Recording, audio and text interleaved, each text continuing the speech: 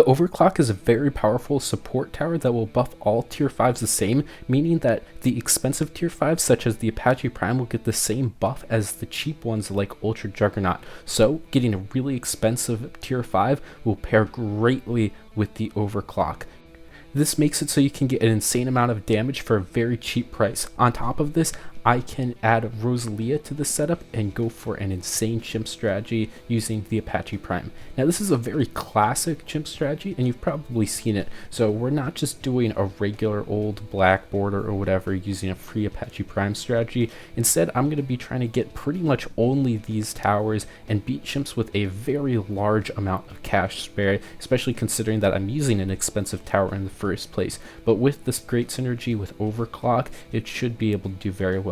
This will kind of be like the Dark Champion geared run, where I just have an expensive tower, pair it with Overclock, and it will be able to just destroy everything with the sheer amount of damage that's present on the screen. But this time, instead of using Dark Champion, I'll just be using Apache Prime. We're going to do a very simple early game though, so nothing too crazy. I'm going to be getting a heli on round 18, and then I'll just be going for Rosalia. And because I'm going for Apache Prime, I really will have a very free time. I'm just going to be able to upgrade straight into the Apache Prime. Rosalia will help out a bit. I'm not going to have to buy anything in between. And then just for some of those harder rounds at the end, there's going to be some optimization and greed to get all that cash spare.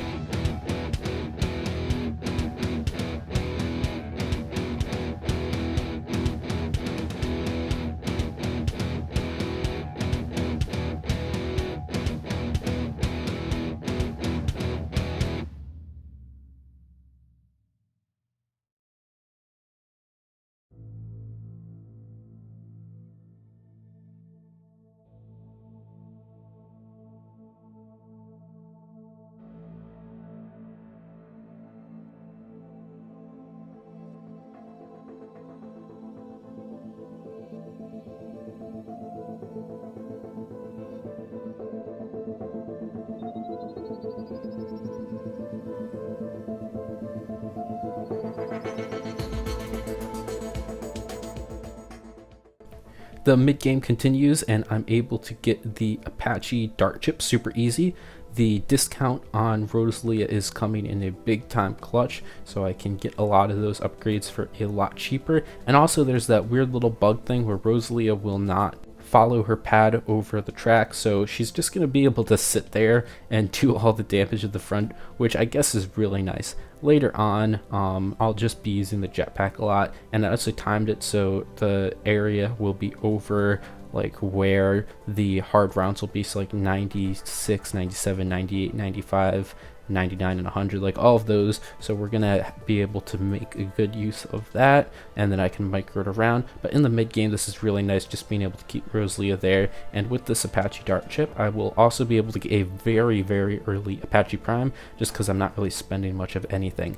As for towers that I'm gonna have to get after that, it's gonna be pretty simple. I'll need an MIB because the Apache Prime sucks at popping DDTs, which might sound very confusing, but if you didn't know, a lot of its projectiles are explosion based, so they actually won't pop the DDTs even though they can pop leads, because DDTs are resistant to explosions as part of their black property.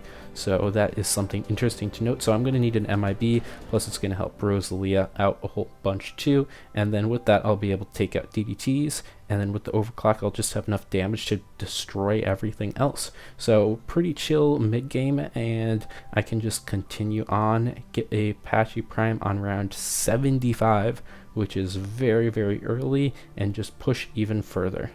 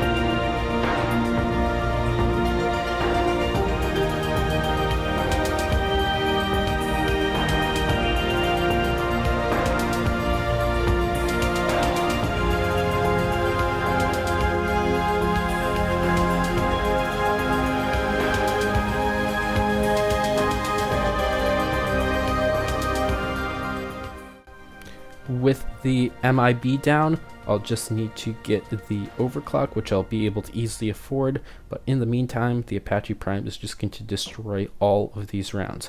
And I guess now I'm going to talk a little bit about this tower itself, because it used to be very, very common, but I've still seen it used here and there, but not really as much. And I think that's because it does have a pretty brutal save up, and there's more strategies that are kind of easier to work with in the mid game compared to Apache Prime. And for some of its maps that it was really good on, now those are considered a little bit easier with other stuff. So I don't think it's not out of favor completely, but I think it's just a lot common than it used to be, because Apache Prime used to be all over the place. But it's definitely still a very strong tower, and especially with Rosalia, a lot of the difficulties of saving up in the mid game are now completely eliminated, so you kind of just can go through it really quickly. So if you haven't used it, or if you haven't used it since it was like considered meta just because the mid game is too hard, you have trouble saving up for Apache Prime itself, you could try going for Apache Prime with Rosalia, and it will actually make things a lot easier.